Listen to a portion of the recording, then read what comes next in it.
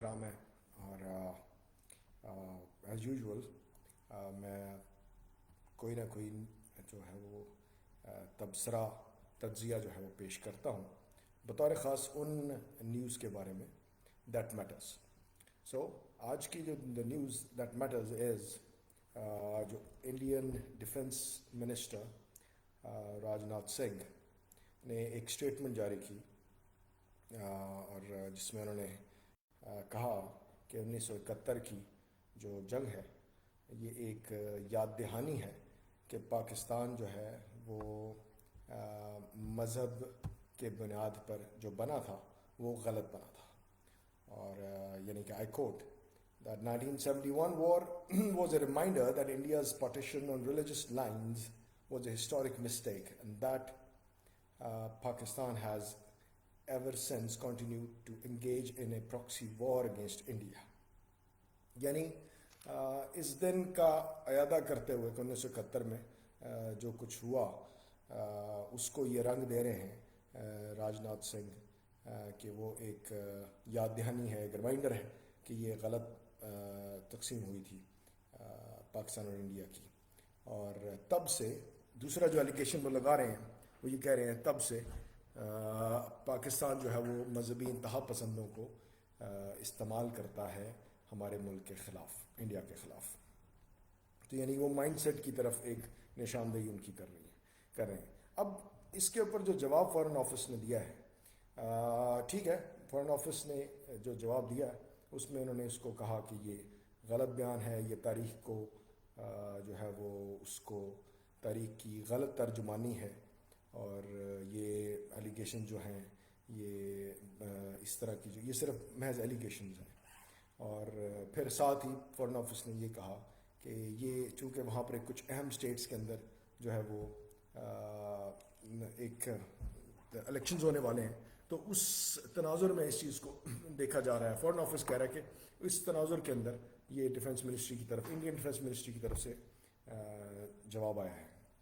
یہ ایک اعتبار سے مذمت کی فارن آفس نے، لیکن میرا یہ خیال ہے کہ اس سے بہتر یہ تھا کہ فارن آفس کو ایک نیریٹو، جو درست نیریٹو ہے وہ بلٹ اپ کرنا چاہیے، ایک بیانیہ دینا چاہیے کہ جو انڈیا ایک بیان دے رہا ہے کیا وہ اس کی کیا حیثیت ہے، کیا حقیقت ہے.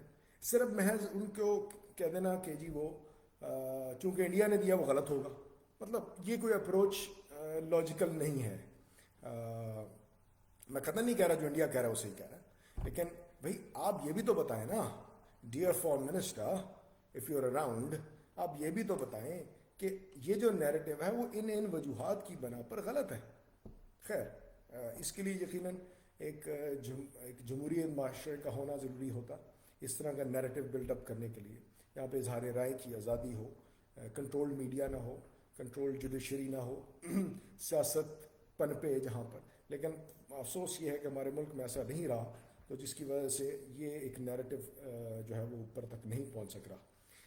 صحیح نیریٹو کیا ہے میں اس پر نشاندہی کرنا چاہتا ہوں کہ جو انڈین ڈیفنس منسٹر کہہ رہے ہیں کہ 1971 والی بات کہ وہ ریمائنڈر ہے کہ یہ تقسیم غلط ہوئی تھی مذہبی بنیاد پر. میں سمجھتا ہوں کہ یہ بھی تاریخ کو اگر آپ دیکھیں تو 1971 کا معاملہ صرف اتنا تھا کہ عوام کو کہتے ہیں نا کچھ شاید لوگ بھی ظالم سڑ کچھ سانو مرن دا شوق بھی سی. مطلب جہاں پر انڈیا کی نے ہم پر چڑھائی کی ہوئی تھی بنگلہ دیش میں، وہاں پر کچھ ہماری غلطیاں بھی تھیں اور بڑی بنیادی غلطیاں تھیں. اور وہ یہ تھی بڑی واضح طور پر کہ آپ نے عوام کو ان کا جو رائٹ ہے وہ نہیں دیا. عوام کو ان کا جو رائٹ آف فرینچائز ہے، رائٹ ٹو ووٹ ہے، to right to bring a government which is for them, of them and from them, تو وہ نہیں کہ آپ نے جمہوریت کے اس تقاضے کو پورا نہیں کیا 1971 میں. میں مخاطب اس وقت پاکستان کے اہل و حقت کی طرف ہوں کہ مسئلہ یہ تھا، یہ نہیں تھا کہ پاکستان کی تقسیم جو ہے وہ غلط ہوئی تھی. تو بنیادی 1971 کا مسئلہ تو یہ رہا. اب رہے گی بات کہ جی ان جو دوسری چیز وہ کہہ رہے ہیں کہ جی ریلیجس تقسیم ہے اور اس کی بنیاد پر وہ غلط ہوئی تھی، تو بھائی پہلی بات یہ کہ پاکستان مذہب کے نام، مذہبی تقسیم کے بنیاد پر نہیں لایا گیا تھا. اور یہاں پر ہمیں ایک فرق رکھنا ہے اس کو پیش نظر کہ پاکستان مذہبی منافرت پر قائم نہیں ہوا, پاکستان مذہب کی نفرت کی بنیاد پر قائم نہیں ہوا. ٹھیک ہے, پاکستان جو ہے وہ ایک نیشن سٹیٹ ہے, ایک ڈیموکریٹک سٹیٹ ہے. قائد اعظم نے ایک آئینی, قانونی اور یعنی کانسٹیٹیوشنل لڑائی لڑی اس وقت. کس کے حوالے سے؟ مسلمانوں کے حقوق کے حوالے سے. مسلمانوں کے حقوق کے حوالے سے Quaid Azam was very right فل کہ وہ جو حق اس وقت جو سیٹ اپ تھا, اس وقت کا پولیٹیکل سیٹ اپ تھا, اس میں مسلمانوں کے حقوق جو تھے وہ نہیں دیے جا رہے تھے, ان بطور خاص ان علاقوں میں جہاں پر مسلم میجورٹی میں تھے. تو یہ وہ بنیادی مسئلہ تھا جس کے اوپر قائد اعظم جو ہے انہوں نے ایک نیریٹو بلٹ اپ کیا, اور اس کی بنیاد پر یقیناً جو نیچے عوام ہوتی ہے وہ پھر جو سیکنڈ کیڈر یا تھرڈ کیڈر ہوتا ہے کسی بھی پارٹی کا یا عوام ہوتی ہے وہ اس لیول پر تو نہیں سوچ رہی ہوتی, یہ تو لیڈرشپ ہوتی ہے, وہ یہ دیکھ رہی ہوتی ہے کہ وہ کیا نظریہ لے کر چل رہے ہیں. تو قائد اعظم کا بنیادی نظریہ جمہوریت تھا, مسلمانوں کے حقوق کے حوالے سے تھا. یہی وہ بنیادی فرق ہے قائد اعظم اور مولانا ابوالکلام آزاد کا. مولانا ابوالکلام آزاد بھی مسلمانوں کے حقوق سے دستبردار نہیں ہونا چاہتے تھے, اور قائد اعظم بھی ان مسلمانوں کے حقوق سے دستبردار ہونا نہیں چاہتے تھے.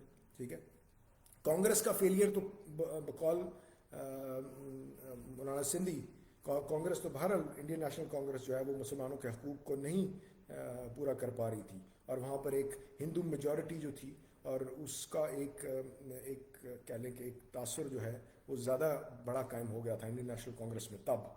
تو اس لیے موقع مل رہا مسلم لیگ کو کہ وہ مسلمانوں کے حقوق کے حوالے سے فائٹ کرتی, اور کامیاب فائٹ کی. میں عرض یہ کر رہا تھا کہ قائد اعظم اور مولانا آزاد میں فرق صرف ترجیحات کا ہے. قائد اعظم انگریز سے آزادی کے حق میں تھے. قائد اعظم جیسا اسٹیچر کا آدمی وہ کبھی بھی کسی بدیسی قوم کی جو ہے وہ غلامی برداشت نہیں کر سکتا تھا, اور مولانا آزاد کی بھی صورتحال واضح تھی. تو لیکن رہ گئی بات کہ مسلمانوں کے حقوق کے حوالے سے مولانا آزاد کی رائے یہ تھی کہ پہلے ہم انگریز سے آزادی حاصل کر لیتے ہیں, ٹھیک ہے, اور پھر ہم اس ود ان انڈیا اس مسئلے کو حل کریں گے. Quaid Azam was of different opinion کہ نو, پہلے مجھے مسلمانوں کے حقوق کے حوالے سے یہ مجھے گارنٹی چاہیے کہ یہ پورے ہونے چاہیے. تو حالات جس طرف لے کر گئے اس وقت کی اس موومنٹ کو, وہ یہ تھی کہ قائد اعظم کے حق میں ان کو زیادہ پذیرائی مل گئی. اور ایک اس کا اسپیکٹ جو ہے وہ یہ بھی ہے کہ اس وقت کی جو سامراجی اسٹیبلشمنٹ تھی ان کے پیش نظر بھی کچھ ایسی چیزیں تھیں کہ نیریٹو کے اعتبار سے جو ہے وہ مسلم لیگ کے نیریٹو سے وہ بات ان کی قریب تر تھی. لیکن ایک پولیٹیشین ہمیشہ اپنی رائے کی حمایت میں اگر اس کو کہیں سے بھی کوئی چیز ملتی ہے تو وہ وہاں سے وہ لے لیتا ہے, اور قائد اعظم نے یہ کیا بینگ اے ویری پریگمیٹک اور بہت عملیت پسند شخصیت کے طور پر قائد اعظم جو ہے انہوں نے یہ کام کیا. لیکن اب دیکھیے he was very much concerned کہ جو ان کی جیب کے کھوٹے سکے ہیں, now this is very important to اس بات کو سمجھنا, ان کی جیب کے کھوٹے سکے وہ سرمایہ دار تھے, وہی انگریز کی ذہنیت رکھنے والے لوگ تھے جو کہ ان کے ارد گرد جمع ہو گئے تھے.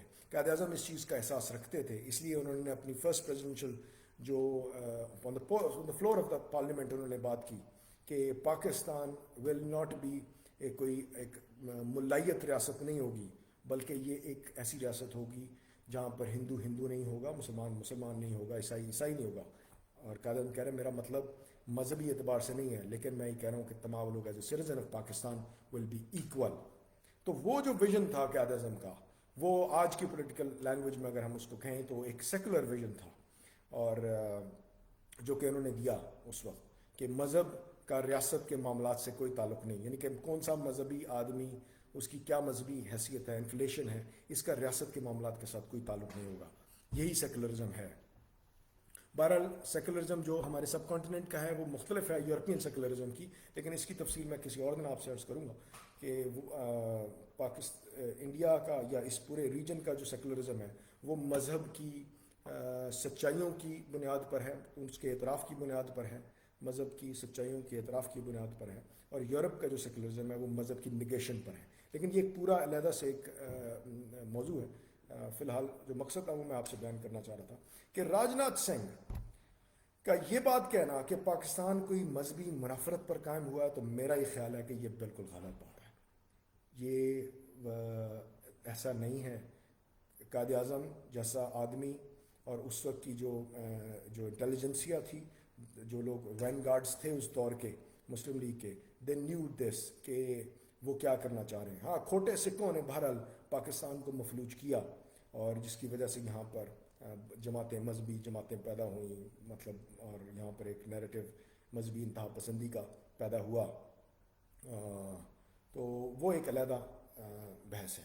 تو خیر، this was the message, the complete message which the foreign office should have given.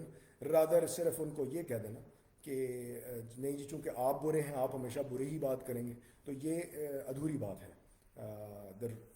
جو بھی نیریٹو انڈیا کی طرف سے آ رہا ہے اس کا کاؤنٹر نیریٹو دینا میرے خیال میں ہماری ذمہ داری ہے کہ ہمیں یہ بتانا ہے کہ پاکستان کو ملائی ریاست نہیں ہے، پاکستان ایک نیشن اسٹیٹ ہے. nobody can undo this. Pakistan ایک ڈیموکریٹک اسٹرگل سے حاصل ہوا ہے، ٹھیک ہے. پاکستان کا مستقبل ڈیموکریسی کے ساتھ ہے، پارلیمان کی بالادستی کے ساتھ ہے، قانون کی حکمرانی کے ساتھ ہے، ٹھیک ہے. یقیناً ابھی بھی اگر جو کھوٹے سکے ابھی بھی ہمیں اپنی مذہبی کہہ رہا ہوں، جو موجودہ جو رجیم ہے اس میں وہ کھوٹے سکے پہلے ان کے بڑے تھے، اب ان کے یہ تھرڈ جنریشن آ گئی، تو وہ جو کھوٹے سکے ہیں وہ ابھی بھی ہمیں نظر آتے ہیں، لیکن ان کی کوئی حیثیت نہیں ہے. پاکستان کے نوجوان اس بات کو سمجھ رہے ہیں، اور ہوپ فلی پاکستان کے اندر یہ ایک تحریک اٹھے گی جو پاکستان کو اس ویژن پر لے کر جائے گی جو واقعی میں قائد اعظم کا ویژن تھا. دیٹ واز اے سیکولر، ایک سوشلسٹ جو ہے وہ پاکستان. تو thank you very much for this video.